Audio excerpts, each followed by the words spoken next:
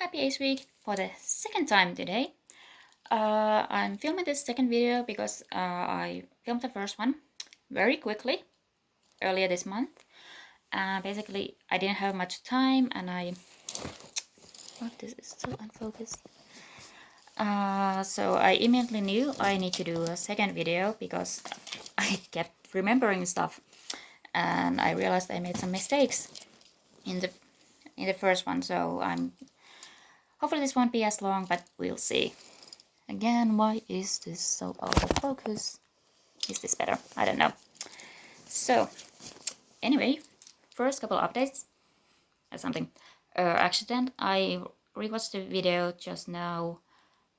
The topic of this video is what it was. Foreign media with a spectrum representation available in Finnish.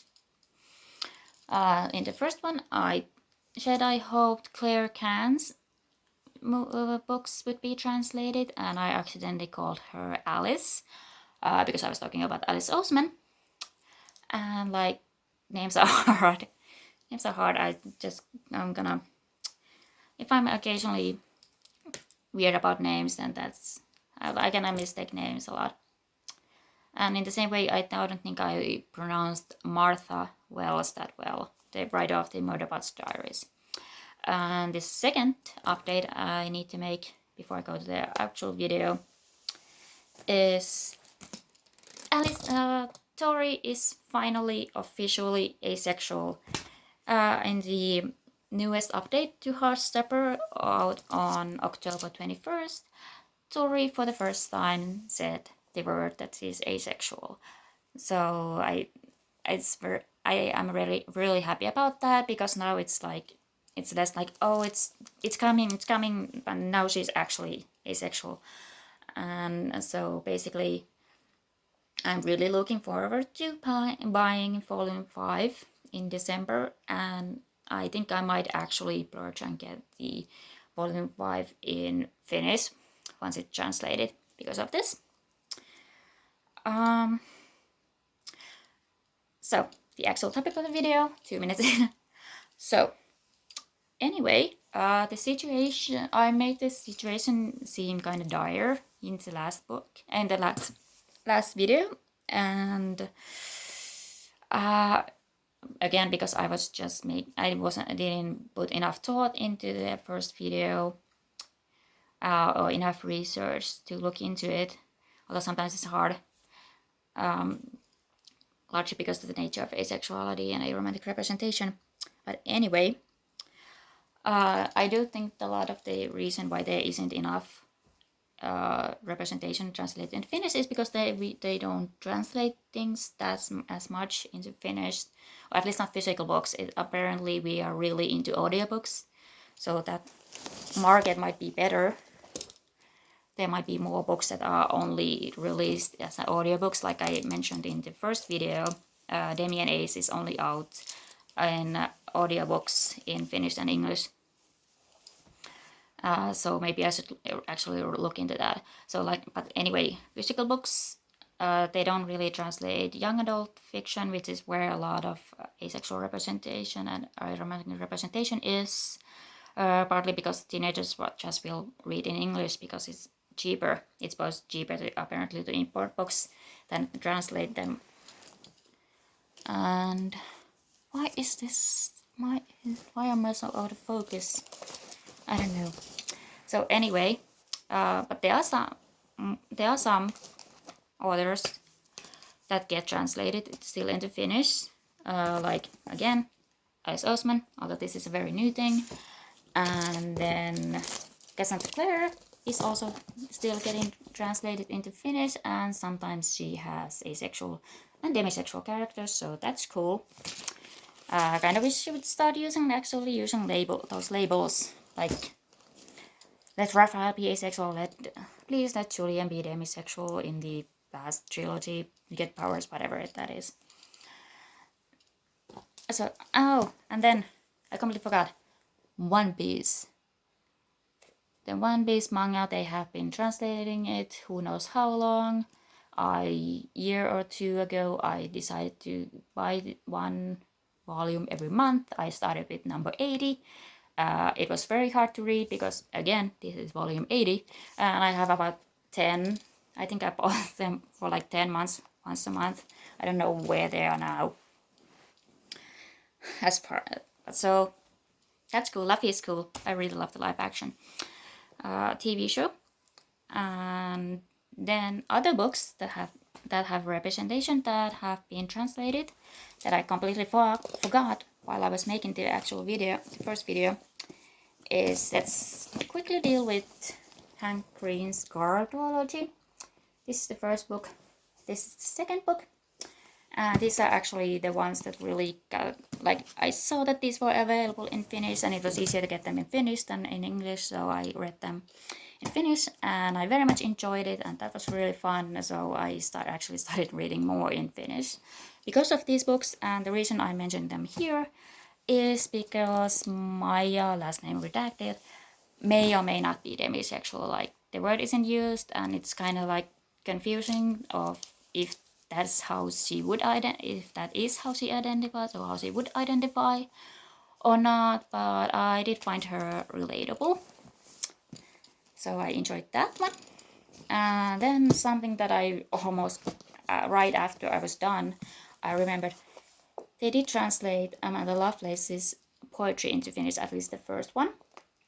Amanda Lovelace, if you don't know her, she's an asexual poet, and you can see those themes in some of her poetry, at least sometimes overtly and sometimes subtextually. And so I think I bought this and read this first before I actually got this beautiful collection of Women Are Some Kind of Magic. And from what I remember, this was a good translation. I should actually read them both. Like, I do sometimes write poetry. I write in both Finnish and English, so it would be interesting to do that comparison, like how well does this. But I found this very effective, so I think the translation was good. And then let's deal with this one first. So this is Ewan McEwan's On Cecil Beach, and the movie that was made out of it. This is the Finnish translation.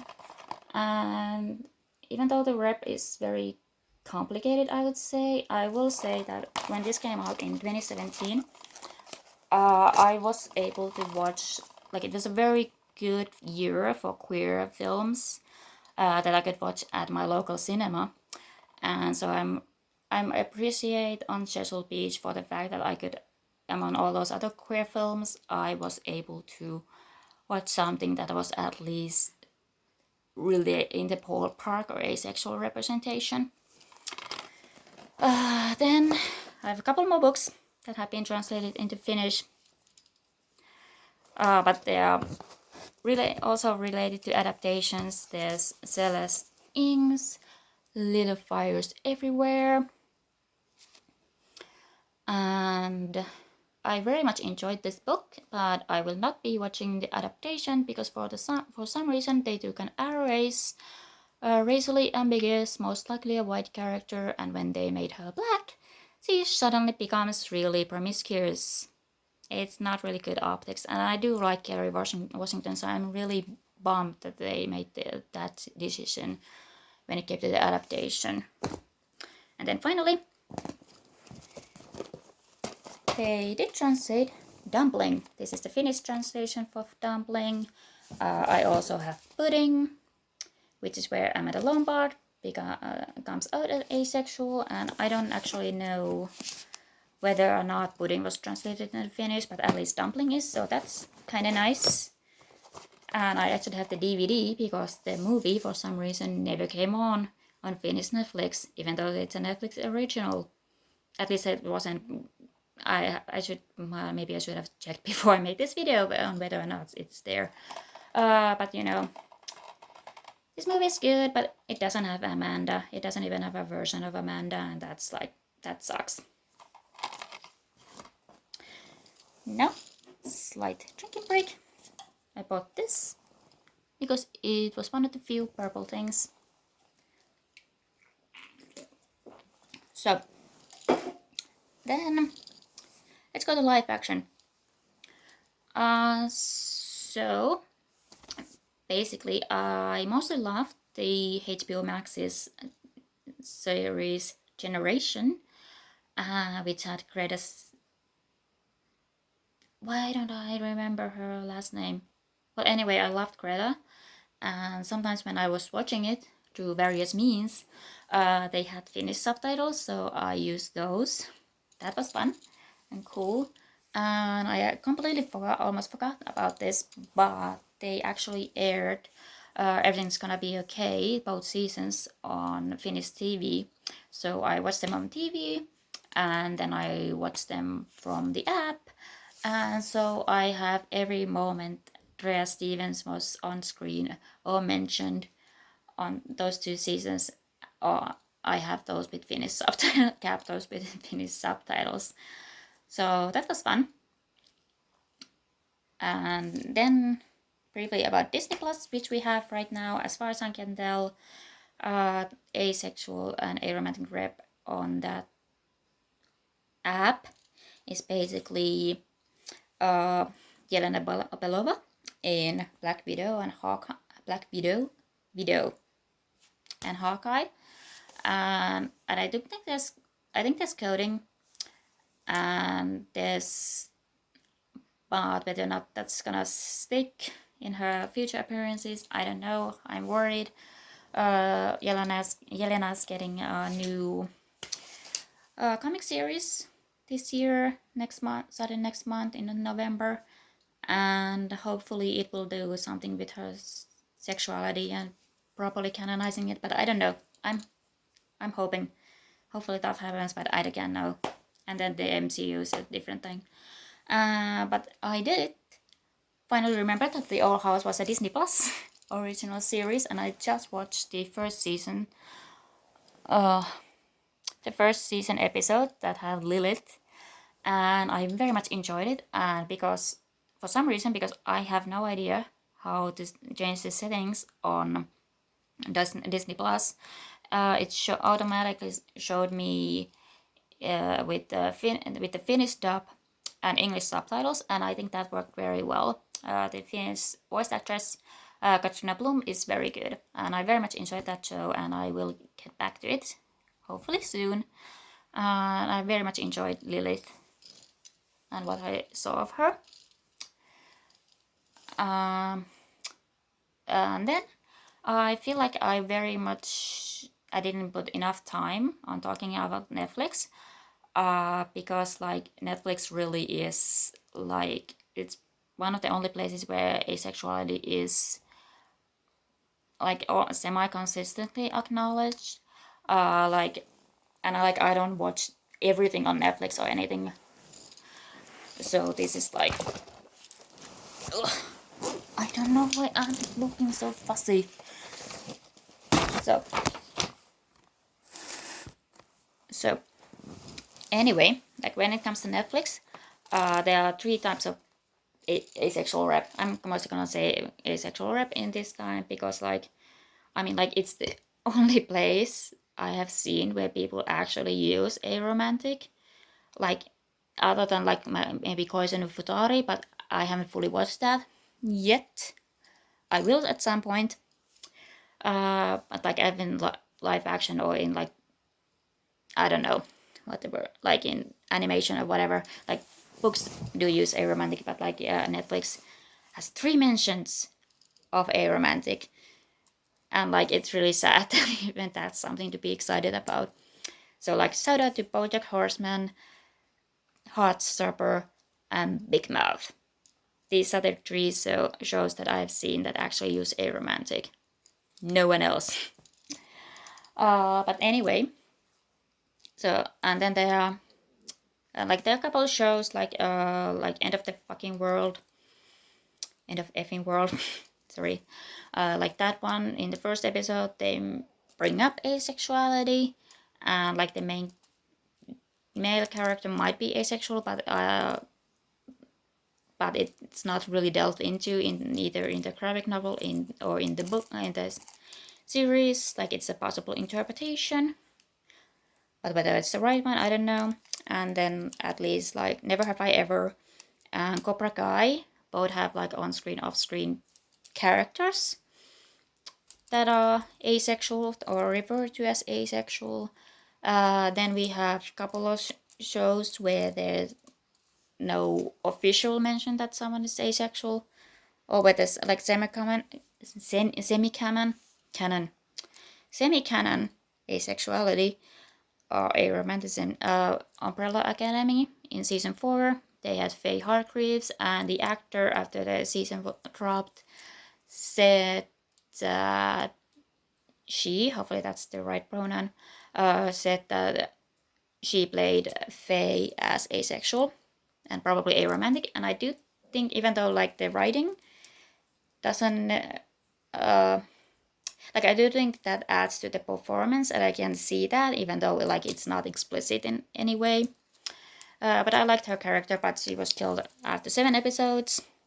Although apparently there's some talk that they might make a spin-off for the Sparrow Academy, but I haven't found anything early official. But so that's a possibility. And I'm gonna put One Piece in this category, on the semi-canon category, because that doesn't really, One Piece doesn't really seem like a show that's gonna actually use sexuality labels, but I think at least the first season of the live action adaptation at least very heavily coded Luffy as Arrow Ace, and I very much enjoyed that. Other than that, here are the, as far as I know, there might be something I'm still missing. Actually, there is, I just remembered one, and I'm gonna write it here before I forget. Like, yeah. So here are the asexual, here are the Netflix original TV series that I know have asexual representation, where the word is actually used. Yeah, I think that all of these use the word. So first of all is, of course, BoJack Horseman. Sex Education ended up having 3 ace spectrum characters. Then there's the Imperfects. I still miss Abby, although if we would gotten second season of the Imperfects, we wouldn't have gotten Inaki Godoy as Luffy, so it's like win and lose. Then there's Heartbreak High, which is getting a second season, and it should be out sometime next year. There's Run On, which was a K-drama. Very enjoyable, especially if you want to see an older asexual character. And then there's Big Mouth. Season 6 and season 7 had Elijah, and although there's a lot of like controversial and even icky stuff that going on around him, like I do feel like Elijah was a very well done character, but he was written out halfway through season 7, so that's like, it's not that much of a time commitment if you want to check him out. And I very much enjoyed that. I loved him. And then there's, of course, and then there's something I really literally just remembered. There's Slasher. The 3rd season had Amy Chow, who is asexual. And then there's, of course, Heartstopper, my dear Heartstopper, who now has 3 canon A-spectrum characters. There's Isaac and Tori and Alex the Artist from Lambert. And then, so that's 8 series that you can right now watch on Netflix with Finnish subtitles if you want, that have asexual characters, where people are asexual and talk about being asexual and sometimes mention that they are romantic. And then final series I'm gonna very quickly mention is Netflix bought the rights for Jordan Ifueko's Raybearer duology. Raybearer has Dio, which is who is one of the main characters, and he's asexual. And I really hope something happens with that series, because I love those 2 books. But I haven't heard anything since it was announced that they have bought the rights. So that's what I wanted to talk about. So like I said, the situation wasn't as dire as I made it seem in my first video. But I have now talked about this topic for 40 minutes. over the course of 2 videos, so that's quite enough. But I did feel it was necessary to go more fully in depth in all this, because I care about people reading in Finnish and having access to media in Finnish and access to asexual representation. And yeah, so I have at least one more video that I have filmed, and I have thoughts for at least some others. I'm not really sure how many videos I will be making this week, but I will at least publish these 2. I published yesterday's and these 2, and then I have another going. So that's at least four videos this week. So that's pretty good. So hopefully my 6 followers will enjoy. Happy Ace Week! I will publish a new video tomorrow at least. So bye!